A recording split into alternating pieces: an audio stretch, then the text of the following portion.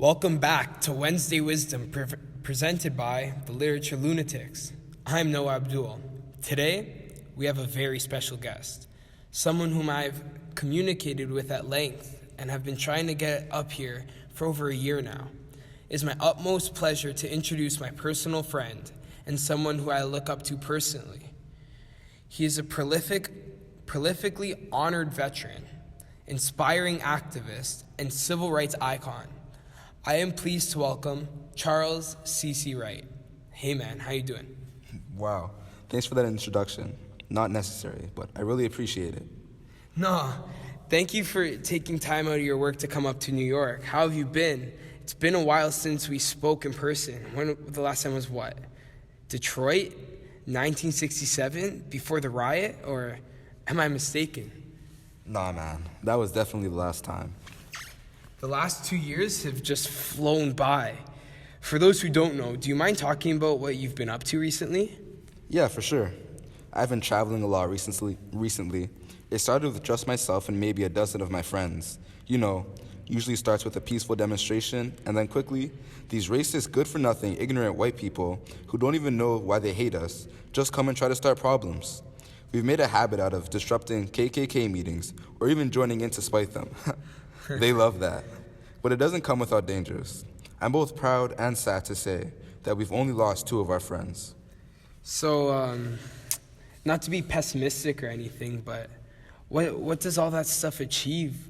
What's your goal and these organized protests and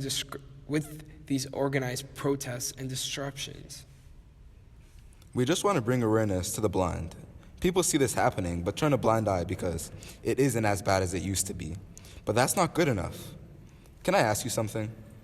Beyond being too young for something, have you ever been told you couldn't even just be somewhere? I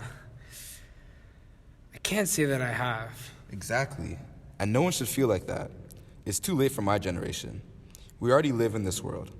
We do it for our kids and our grandkids, so that they might live in a world where they don't have to worry about going into the wrong restaurant and getting punished for it, and have their lives in danger when they're just trying to fill their bellies or even go on a date. Man, that still happens? I mean, segregation in restaurants and all that? I thought that was illegal.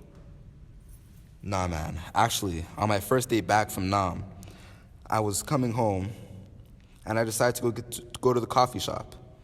And when I got there, this man comes up to me, and he's sitting in front of me, filled with confusion and discomfort in his eyes.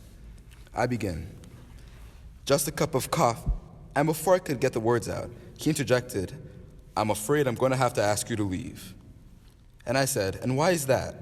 I was confused and frustrated. So he said, "We don't serve your kind here. Please exit before this escalates." I looked. "What do you mean, my kind?" And he interrupted me once more. I said, "Leave, nigger." It was at this moment I shot up and grabbed his apron, threatening his life, and the rest was a blur. I woke up 11 days later in the hospital with the same attorney who gave me the option to join the military sitting in the room. "Mr. Wright, you cannot seem to stay out of trouble, can you?" Still trying to grasp reality and piece together where I was and what had happened, the attorney explained how the population of the bar, They took turns taking their life's beatings on me, their life's frustrations and beating me. The doctor told me that I was lucky to be alive, but I didn't feel lucky.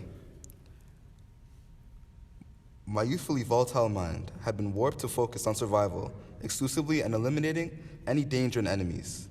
Instantly, my life's greatest enemy shifted from my torturers to my oppressors.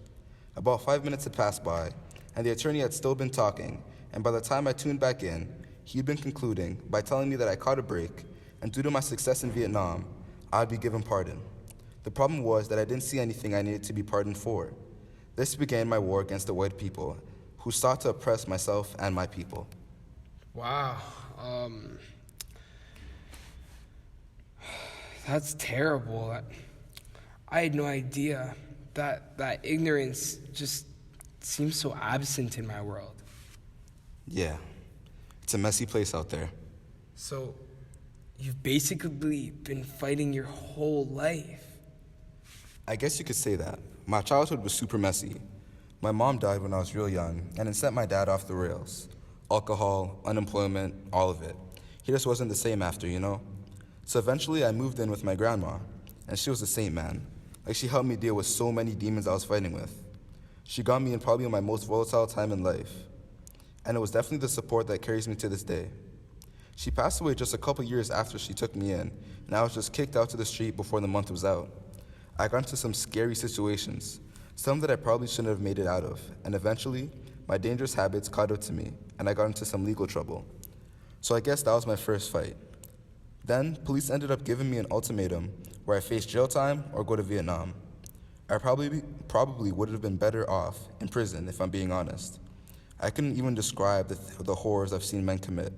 Men that you would smile at walking by on the street were given a small amount of freedom, and they ran wild like animals, like savages. I only ever did what I had to do to survive. And I like to believe that's true to this day.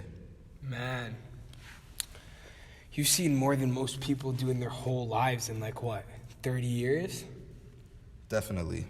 And I often battle with the thought of whether I'm better off or worse off for it.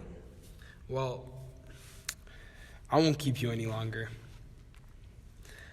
I appreciate your honesty and insight. You're doing some incredible work. The sky's the limit for you, and we know you won't give up until the whole job is done. I just wanted you to know that you always have our support. If there's anything we can do, just reach out. And you're always welcome back here whenever you want. Thanks again.